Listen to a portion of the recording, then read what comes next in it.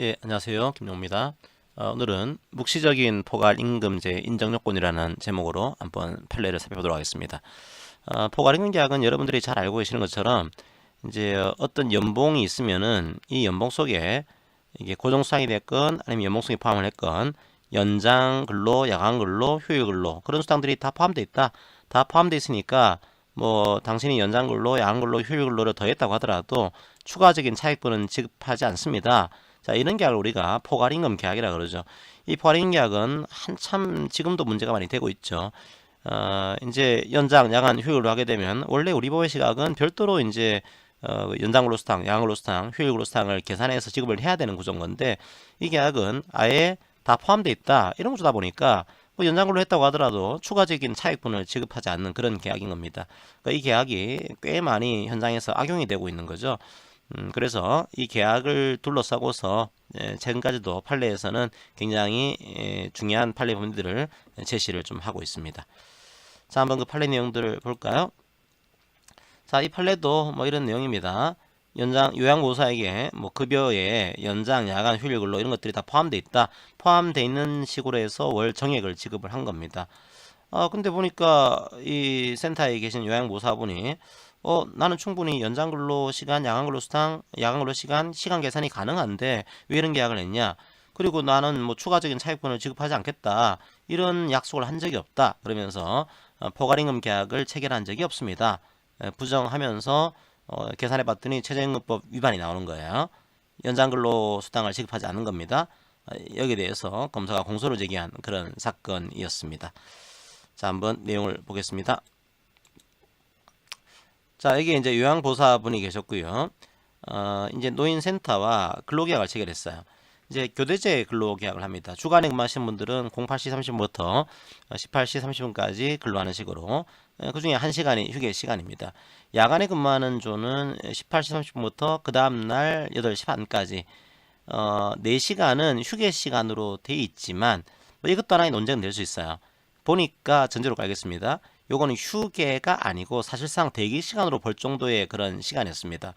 그 휴게는 자유롭게 쉬는 시간이 돼야 되거든요. 근데 여기서는 이분이 언제든지 부르면 이제 가야 돼요. 그러니까 이거는 휴게가 아니고 사실상 사용자의 지휘 감독 하에 있는 그런 대기 시간으로 볼 정도의 그런 시간이었습니다. 자, 이렇게 지금 계약을 체결한 겁니다. 이렇게 해서 임금으로 월 정액을 지급을 한 거예요. 월 정액으로 그 당시로 110만 원을 지급을 한 겁니다. 요거만 좀 끝낸 겁니다. 노인센터에서는 이 계약서 속에는 모든 연장, 야간, 휴일 근로가 포함되어 있으니까 그런 계약을 했으니까 이 계약에 나와 있는 대로 추가적인 차익분은 지급하지 않겠습니다. 뭐 이런 얘기를 한 거죠. 자, 그런데 요양보호사분 입장은 이런 거예요. 여기서의 가장 중요한 쟁점은 과거에는 이렇게 이랬습니다. 과거에는 일단 포괄임금 계약은 이 연봉 속에 이 월급 속에 연장 근로수당이 다 포함되어 있다 이런 계약인데 옛날 판례는 성립 여부를 따지는 판례보다는 이게 다 포함되어 있다 그런 계약이 있으면은 그 계약이 과연 효력이 있는 거냐 주로 효력에 관련된 판례들을 과거에 제시를 했습니다. 이 판례는 왜 중요한 판례인가 하면 아예 그 계약이 포괄임금 계약으로 성립이 된 거냐 요걸 따져본 판례였어요. 아예 포괄임금 계약으로 성립이 안 됐다고 한다면 효력을 따질 필요도 없는 거죠. 그죠? 아예 성립이 안 된 거니까. 자, 그래서 과연 이 계약이 포괄임금 계약으로 볼 수 있는 거냐 성립이 된 거냐 자, 이걸 어떻게 판단할 거냐 그에 대한 판례 내용으로 이해를 하시면 되겠습니다. 그럼 성립이 된 건지를 판단을 해야겠죠. 예, 판단을 하기 위해서는 뭐 기타 내용은 뭐 이 계약서 명시가 안 되는 사항들은 근로기준법에 따르겠다 이런 조항들을 두고 있습니다. 어떻게 판단할 거냐? 이 포괄임금 계약에 대한 약정이 성립해야겠죠. 계약인 거니까 계약에 따른 합의가 돼야 되는 겁니다. 과연 여기에 연장으로 다 포함되어 있습니다. 차익분은 지급하지 않습니다. 이 약정이 성립이 됐는지 어떻게 판단할 거냐? 자, 그 내용을 좀 보도록 할게요. 이제 포괄임금 계약에 대한 정의를 판례에서 얘기를 하고 있고요. 재수당을 합한 금액을 월급여액에 포함시키거나 뭐 일당임으로 정하거나 재수당으로 지급하거나 이런 내용이죠. 그러니까 이 속에 월급여액 속에 다 포함되어 있습니다. 혹은 고정수당 속에 연장근로수당이 다 포함되어 있습니다. 이런 약정이 포괄임금 계약인데 이게 성립이 됐는지는 판단을 해보자 이거죠. 근로시간도 봐야 될 것이고 근로형태, 업무의 성질, 임금 산정의 단위가 뭔지, 취업규칙과 단체배약의 내용이 어떤 건지, 동종사업장의 실태가 어떤지 등을 종합적으로 고려해서 구체적으로 판단하겠습니다. 여기 판례 시각이에요. 그러니까 딱 이제 판단하기 위한 기준들이 좀 여러 가지죠, 그죠? 이것들을 종합적으로 고려해서 포괄임금 계약이 성립된 건지를 판단하겠습니다. 요걸 얘기한 다음에 또 한 가지 뭘 얘기하고 있는가 하면, 이제 이 계약서를 보니까 이 계약서에는 그런 내용이 정확하게 나와 있지 않은 거예요. 이 정액 속에 연장 근로와 야간 근로가 포함되어 있습니다.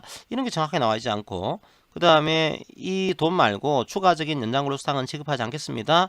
자, 이게 계약서에 명시적으로 나와 있지는 않은 겁니다. 해석하는 얘기는, 이게 계약이라는 것이 묵시적으로 할 수도 있지 않냐, 묵시적 합의로 우리가 포괄임금 약정을 한 것이다, 이걸 주장을 했어요. 그러면 묵시적인 합의에 의해서 포괄임금 계약이 성립이 됐다, 이거 어떻게 판단을 해야 될까요? 역시 판단 기준이 필요하겠죠. 만약에 단협이나 취업규칙에 혹은 근로계약에 이건 포괄임금이에요 라고 하는 것이 명시가 돼 있으면은 일단 계약으로 성립이 된 겁니다. 물론 그 계약이 효력이 있는지는 별도로 봐야겠죠. 근데 이게 그런 게 명시가 안 돼 있는 거예요. 묵시적으로 합의한 거다, 이게 인정되기 위해서는 법원이 이런 조건을 제시하고 있는 겁니다.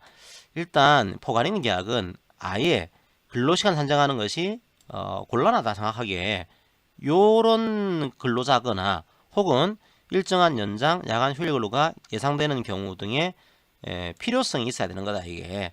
그러니까 실제로 실질 필요성이 있어야 되는 거예요. 실질적인 필요성. 그러니까 근로시간 산정하는 것이 곤란하다, 그리고 일정한 연장 근로가 예상이 되고 있다, 이런 실제 필요성이 인정이 돼야지만 이 계약 성립을 인정할 수 있다는 거예요. 두 번째로는 포괄임금의 가장 중요한 핵심은 추가적인 차익분을 지급하지 않는 겁니다. 그래서 보니까 뭐 근로시간이라든지 그 임금의 형태, 수준, 이걸 비춰봤을 경우에 요거 외에 일정액의 월계백이라든지 일당 임금 외에 추가로 어떠한 수당도 지급하지 않기로 하거나 특정한 수당을 지급하지 않기로 하는 그런 합의가 있다라고 객관적으로 인정되는 경우에 한해서 묵시적인 포괄임금 계약을 인정을 해주고 있는 겁니다.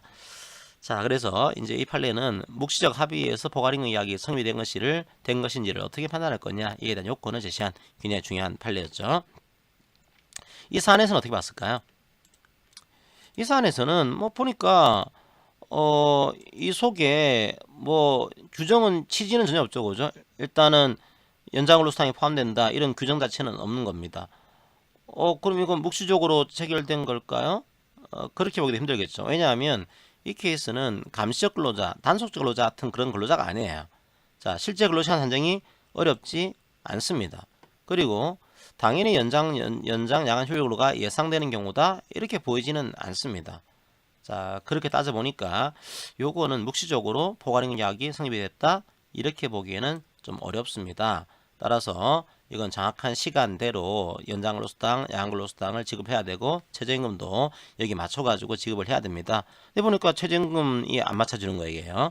최저임금보다 적게 주고 있는 그런 겁니다. 요거는 이걸 주재하는 고의성이 인정이 된다라고 하는 그런 형사적인 판례로 여러분들이 이해하시면 되겠습니다. 최근 판례의 트렌드는 과거에는 포괄임금 계약의 효력으로 따졌지만 지금 판례들은 아예 계약의 성립 단계부터 이걸 제어를 가하게 되는 형태의 판례들이 꽤 많이 나오고 있는 거죠. 자, 그 내용들을 여러분들이 이해하시고 판례를 다시 한번 정리해 보시기 바랍니다. 자, 오늘 강의는 이것으로 마무리하겠습니다. 고맙습니다.